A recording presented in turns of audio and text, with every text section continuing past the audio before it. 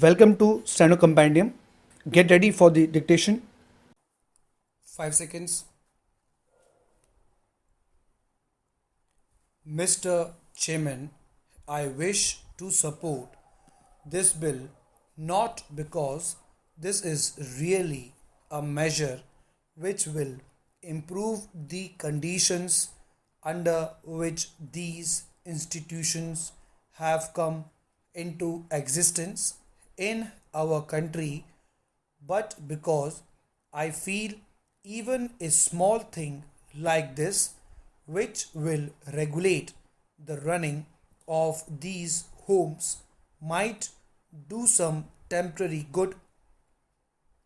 If we examine the reasons why these homes have come into existence, we will find that it is really a reflection on the social backwardness because women are not educated, because women do not have the right to own property. Naturally, they are deserted, neglected, and are driven to the necessity of going into these homes run by the men in our society. These people run these homes under the guise of public charity, but these homes have really become centers of immoral traffic in our cities.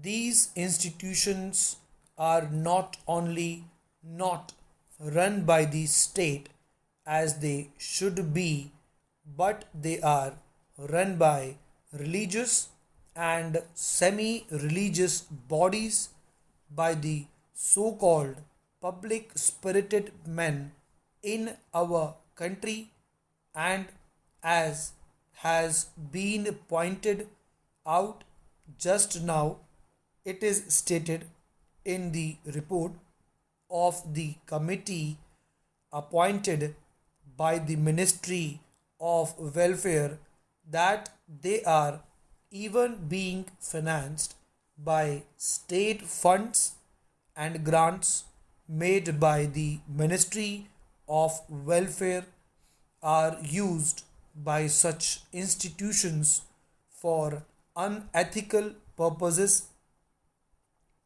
I do not know how we will be able to control them by passing a bill like this, which will give them some kind of supervision by the state.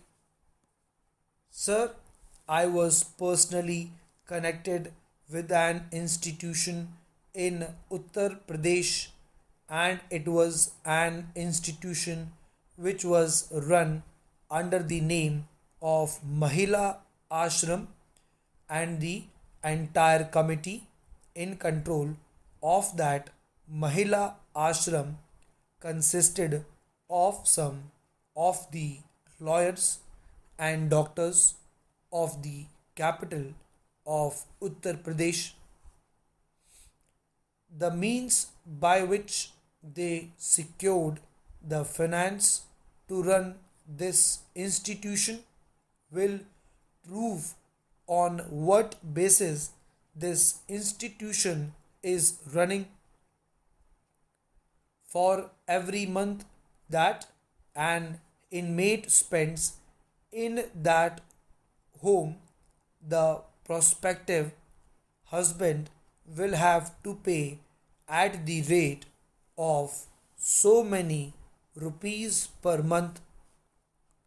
The only idea of this institution is to get the inmates married, and once they are married, they do not keep a record of the marriage. They do not keep any record of what happens to the inmates after marriage. Everybody knows that they are taken to other provinces by the operating gangs. Sir, one of the instructions quoted in that report is worth mentioning here. The committee went to Gaya in Bihar and they found that these women were practically locked up as if they were prisoners in that house, and then they were asked as to how many of them would like to stay there. 12 out of the 16 ran out of the house. This is typical not of a few but of the majority of the houses run under the name of women's homes or under the grand name of Mahila Ashrams.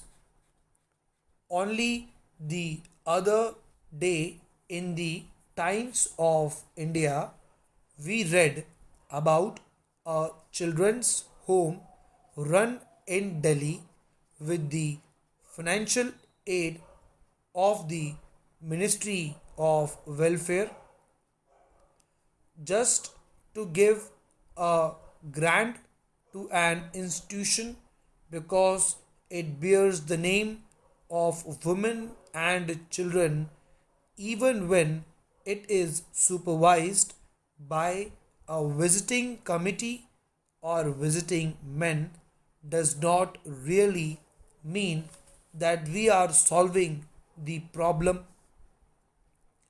Money can be wasted. In fact, in our country, lakhs and lakhs of rupees are wasted by giving indiscriminate grants to institutions which are either run by semi religious or semi social welfare bodies, and I think the government, if not private members, should bring forward a bill which would be for the abolition or total suppression of these homes. The only way to suppress the mishandling of this problem is to suppress the homes. Another thing I want to point out is that these homes flourish in a large way in those areas where social customs have militated against women. We don't find these homes flourishing with such popularity or in such large numbers in other parts of India, say in Maharashtra or Madhya Pradesh or in the south, where women have a good deal of freedom and educational opportunities, where social customs don't militate against the status of women.